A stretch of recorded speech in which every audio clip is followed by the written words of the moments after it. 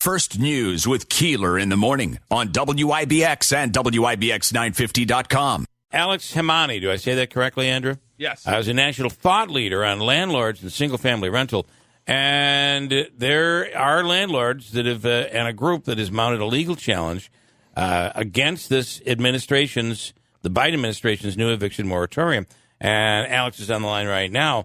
This is it'd be one thing if the money was flowing from the states like it's supposed to, but it seems to be caught up in red tape right now. That's all it is. It's nothing but red tape. There's $40-some billion available, and only $3 billion has come towards the landlord so far. Yeah. And the red tape is mind-blowing because in order to get the funds, you have to have the tenant and the landlord sign off together. And some tenants are okay with that. Some are like, you know what, they've got their head in the sand, and they don't want to participate. Well, and some of those tenants have moved out of town, right, where the landlord has no idea where to get a hold of them. That's a problem as well. That is a problem. But if they moved out and the property is empty, then at least the landlord can re-rent it. Re-rent it. You're right. Very good point. But if they're still in the property, there's nothing the landlord can do. They're just stuck. Yeah, which allows some bad characters to take advantage, right? It's always like this. Yeah, you're always going to have people that, even if they have the money, if they're not required to pay, they're not going to pay. And you're going to have a set of characters that are upset with this whole thing that's happened, and they take it out on the property. Mm-hmm. So they really trash it, right? They make holes in the wall. They don't take care of it at all, and it's like they're taking the whole frustration out on that. So when that landlord gets that property back, the cost to fix that up is astronomical. Mm-hmm. So they're in a very bad situation. So let me ask you, Alex, because I'll take the devil's advocate side on this, and that would be, what are we going to do? Just throw these people out on the street? They have children, etc. How do we solve the problem? Mm-hmm. So here's the biggest issue that most people are not talking about. Is when you go back in time and COVID hit, 30 million people lost their jobs. That includes your gig workers, right? Yep. So people that didn't get the W-2s. 20 million of them will come back to the workforce and just be fine. The other 10 million are not going to be able to come back to the workforce because COVID just accelerated what was going to be inevitable, which is they don't have the skill sets. Right. Between artificial intelligence, technology, and things of that nature. So we as a community and as a country have to figure out what will we do with them. You're going to have to figure out how to give them some sort of money to pay the rent. Right. Otherwise, you're going to have millions of people on the street. What do you do? So that's a problem the government has to solve. Well, Alex, go ahead. Well, I'm just saying you're talking about a problem that we have an issue with for a certain group of people today. Mm-hmm. But where do you think with the surging progress, with the lightning fast progress of artificial intelligence right now, where do you think we're going to be in 20 years? That group of people that is being replaced by artificial intelligence is going to be so much larger. We're in the midst of having to kind of reform the way people go to work and make money. It's really a big problem going forward. It's just going to keep getting bigger. You're going to have to give the people some sort of universal basic income. I was just going to say. Simple as that. I was just going to say we've was it Andrew Yang suggested this? I think it was $1,000 a week, and then it carried him some momentum. Has carried him, I think, in the New York City mayor's race. I wonder, are we going to be what are we talking about? Communism. That's really what communism is. Well, everybody gets their share of the. So how do you? Maybe what we ought to do is make people. If you think that $3.5 trillion infrastructure plan is expensive, maybe we ought to have people just instead of going to work, you think about going to work. And you have to do that 8 hours a day. Imagine yourself in a position where you're working. God, this is stressful. I can't solve this work problem I'm in the middle of here. I just think, you're absolutely right. Yeah. It's not capitalism when you're guaranteeing income for people. But I think we're in for a bit of a revolution, I'm afraid, with that. And this, as Alex is saying, this is just giving us our first real view of the problem. And you just can't let people starve and fall back on the system. There's got to be something to keep us moving forward? Well, right now, I'm sure there is, but right now the problem is the landlords are suffering. Yep. Right. Yep. So as a landlord and other landlords right now, I mean, we've got the short end of the stick right now. Yeah. Okay. Every time we see a light at the end of the tunnel, they keep, extending this moratorium. All right. So now they've got it to October. Maybe in the end of September, they come back and say, oh, well, right. Delta hit, so now they're going to end of the year. December. Yeah. I mean, it's just getting ridiculous now. Where's the end? And for you, Alex, for landlords, is there a moratorium on paying your mortgage? Is there a moratorium on paying taxes? That's the problem. There's the lenders aren't. And what most people don't realize, that your landlord is not some big hedge fund out of New York. It's right. your neighbor. Yep. Okay? You literally go to your neighbor and ask. They're the ones that have one or two rental properties here and there. Yeah. Most of your landlords have less than 5 rental properties out there. So it's your average American who now has to continue making his or her mortgage, has to pay their property taxes, has to pay their insurance, and if something major goes wrong with the property, they still got to go out there and get it fixed. But they're not getting any money from anywhere. So they're in trouble. I mean, there's only so long they can go putting money out of their pocket. At some point, they have to look for help, and it's not coming. All right. It's funny that, if you would put everything into a political cartoon, this story always has it's always framed the same way. It's a big, fat guy with a, cigar. He's smoking a cigar. There's a smoky, dark room and big dollar signs because he's sitting on all this money.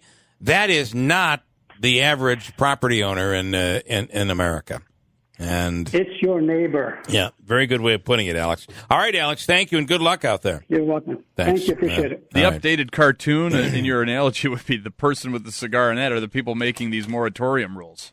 Yeah, I guess. Right? And the landlord's now the person in trouble. No, I almost feel like the political cartoon is like it's the little guy standing there with his pockets turned inside out, and the fat cat, if you will, is sitting on a recliner with a cigar, and it's actually the renter. Yeah, sorry, come back next month. Yeah, I've got some money for you next month. It could be the actual. Hobika on the line right now. Good morning, Joseph. Good morning. Hey, Bill. Good morning. Morning, Jeff, Andrew. Morning. I just wanted I wanted to weigh in on this landlord issue a little bit. I think the problem is that, first of all, if they were going to extend the moratorium, they needed to recognize the fact that a lot of the small landlords are suffering all over the country, right, and the state. Yep. And they needed to put some responsibility on the tenants that are receiving the benefit, especially if there's money available. And, in order to take advantage of the moratorium or to take advantage of the COVID defense or whatever they want to call it,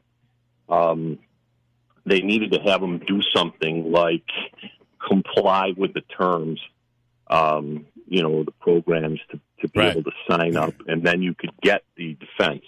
The other thing is they're preventing their landlords from coming into their, into the homes to do general maintenance because, they think, if somebody comes in, they're just going to throw my stuff out on the street, which, obviously is against the law. Yep. But, I just think it's always this reaction like, don't worry about it.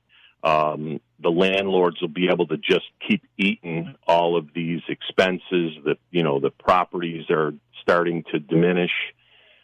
Pretty soon, when codes comes, the landlords are going to end up eating a lot of money. Yeah. And of course, the insurance companies don't cover this stuff.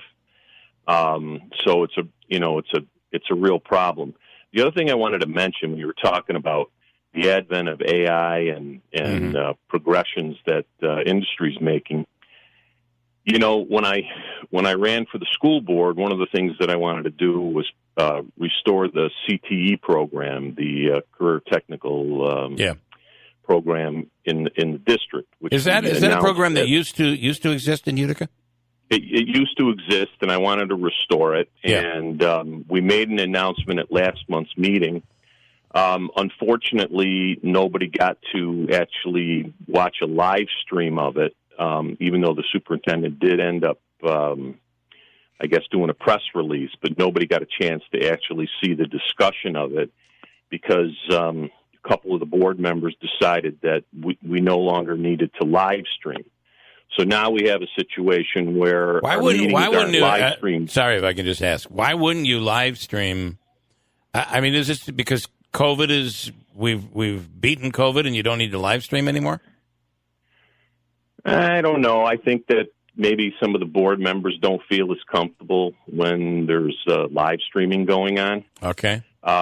Or they don't really understand live streaming. I don't know. I thought that all of a sudden during the COVID, when we were live streaming, instead of having 30 people sitting in the in the seats, we started getting 900 people watching, 1,200, 1,600, and it gave people an opportunity to see, what we were doing, how we were doing it, who was asking questions, who wasn't asking questions, who was making statements, who wasn't making statements, listening to the rationale of the administrators based on the programs and things like that.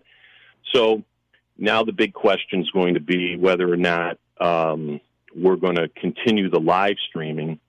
And so if, I made them aware that, if unless we know whether or not we're going to be live streaming by the end of the day, I'm calling for a special meeting just to discuss the issue. Yeah, I don't understand why in this day and age, when you can do this and you're only broadening the opportunity for people to participate, because you can only fit so many people inside a building anyway, but to be able to make it easier for those that can't get out or won't get out to tune in and participate, and then be able to record it and go back and watch it if you wanted to at a more convenient time.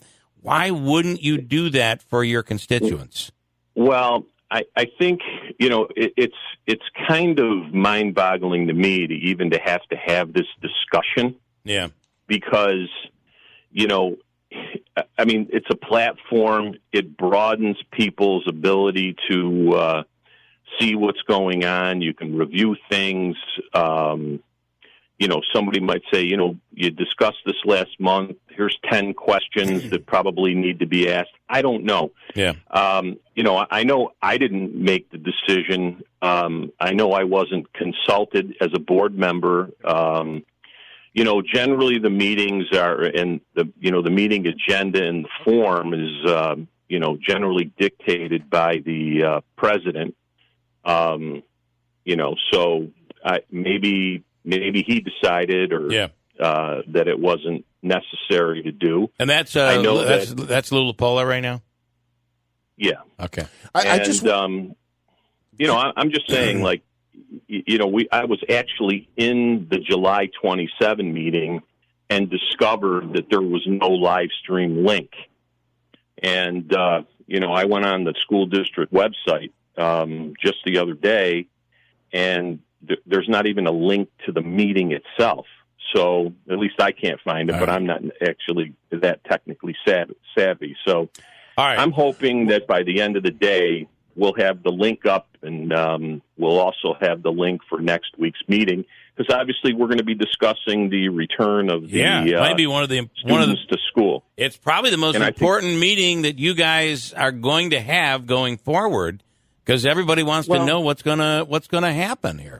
Well, exactly, and so I'm hoping that that I guess they'll get it, and we'll end up having it without me having to have a special meeting. All right, quickly. I don't know. I just wonder if part of the justification for not doing it, and by the way, Joe, in my opinion, I completely agree. You've got to make this stuff available in 2021. You have to put this stuff up. Yeah. And by the way, the village board meeting in Ilion should have been live streamed. Absolutely. So everyone could have seen. Maybe people would feel a little bit less willing to make fools of themselves if the meeting is on online streaming. It's going to be, there's going to be a video and audio record of it. Well, and that's what I was going to say. The people in the meeting might might feel that. I don't know if you'd call it a pressure, but I know a lot of times when this stuff is going on remotely, people are more prone to throw rocks from the bleachers, if you know what I mean. Right? Everybody's a critic. Everybody thinks every decision's the worst decision ever. But they have rules. You can set the rules as to when the public gets to comment, how they can comment, and all of that stuff. We have rules about that.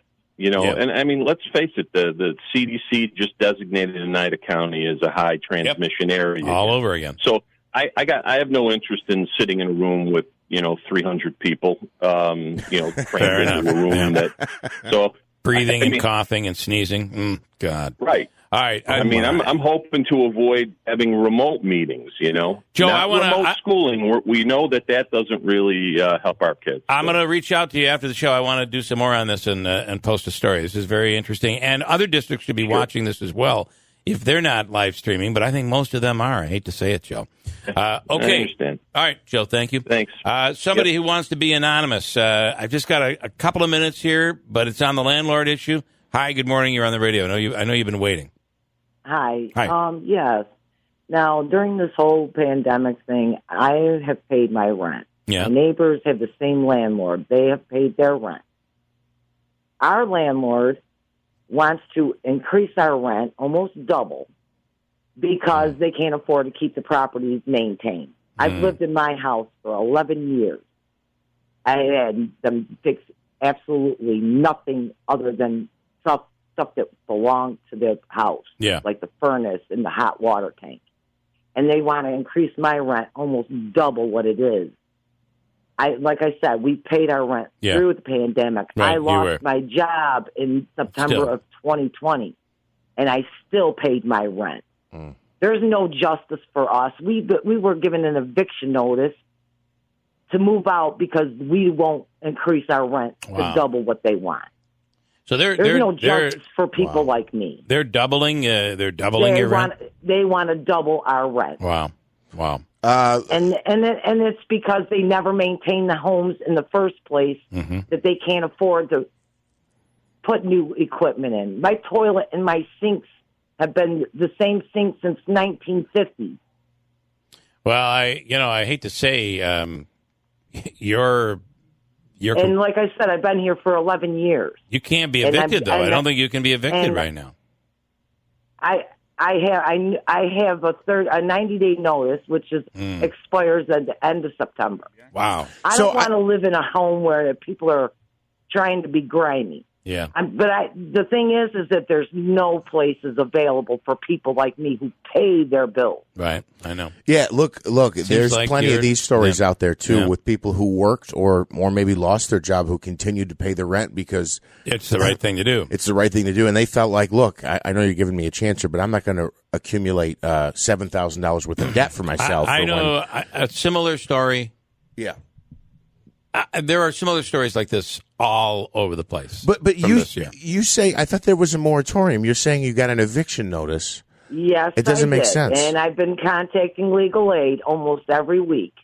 Based on what? What's the reasoning in there? They keep coming here and putting stuff on my door. They want us to sign for something. It's like these people are out of their minds. Yeah. They wanted to sell the properties. We allowed people to come in and look, but they can't sell them because there's so much wrong with the property. Yeah. Has legal aid told you? They just told me to just keep keeping in touch with them, and then when I get keeping on.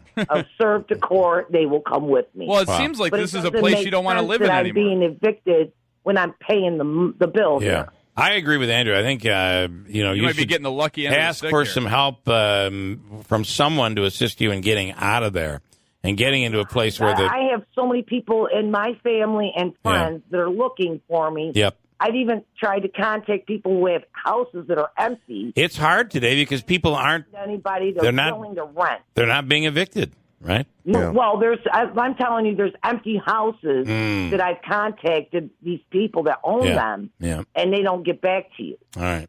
All right, they don't want to make any money. They got a property sitting there empty. Please keep us posted here, okay? I'd like to know what happens with your situation. And by the way, well, if I can find something, I will let you know. All right, and if I can give you, I will probably have to continue to stay in this house that I don't feel comfortable in anymore. I'd make a recommendation: stop paying the rent. What are they going to do? I hate to say it, right? That's not going to feed the bulldogs, though. Right. The problem is you're better off if you don't pay. They can do less to you if you don't pay. That's the crazy part of this. Okay, thank you for your input. I appreciate it. And I'm sorry about that situation. Thank you for having me on. All right. You have a good day. You do the same. Joe Lode on the line right now. Joseph, good morning. Well, hi, Bill. There's a couple unanswered questions that I was thinking of while this woman was talking. Is number one, I mean, she keeps saying they're doubling her rent, but was she paying $400 a month and they're doubling it to try to get it up to market value? Number one. And number two, there's plenty of places that are still renting right now. I know, as a matter of fact, in Whitesboro, Sataquata Apartments is renting. Now, they did increase their rent, too, but only $15 a month. You know what I mean? Yeah, and I listen, I don't want to question her story because we don't know what her situation is. Right. And, maybe... But again, if they're doubling it from $400 to $800, that doesn't seem unreasonable when there's places around here that are $1,500 a month for apartments. You know what I mean? Right. Well, and the biggest thing is she's complaining about the conditions of the apartment, and also about being correct. And if you're on a budget, Joe, I mean, not everybody sells furniture for a living, and it's in the $1 million group, Joe. You know me. I have 4 jobs. Oh, Joe. And you know what? I probably still do live above my means, but I'm out there. I know you're. Listen, people don't know he also works at other places as well. Joe really works about all day long and never sleeps. And he just got $25 for the Sataquata plug. So I mean, yeah, but only never thought he could do it. But he only gets a percentage if someone rents the place. That's how it works. Right. So, I only get the bird dog if they rent it. That's always working. That's right. All right, Joe. Listen. Good luck out there. Thank you. Hey, I will tell you, can I just plug one more thing? Sure. And it's not really a plug, but if somebody is looking for a job, UPS in Utica, New Hartford there by the Marquee is hiring. They start off at $14.50 an hour. You get full benefits after you're a member of the Teamsters for working part-time. I'm not talking crap benefits. Blue Cross, Blue Shield, $10 copays, full dental, and they offer $5,000 a year in dental coverage for the entire family. Wow. It's not just coverage for you, it's the entire family plan. This is a great place to work. Get your foot in the door, get part of the Teamsters, make a decent buck, and have full benefits for working part-time. You can't beat it. This message has been brought to you by Joseph P. Lode. All right, Joe. Hang on. Let's listen for the background noise in Joe's truck. All right. Thank you, Joe. And listen, I got to tell you, those UPS guys and all the delivery people are working their tails off. Sometimes it gets later at night, and I see them like running to your doorstep and running back because they just want to get everything delivered and get home. Yeah, 6:30, 7:30 at night. And remember, that stuff one thing that never stops is online ordering. There's no doubt about it, and it's gotten bigger and bigger. All right, Joe, thank you. Have a great day. Thank you. All right. Apply today. Apply today. Member FDIC. Okay, thank you.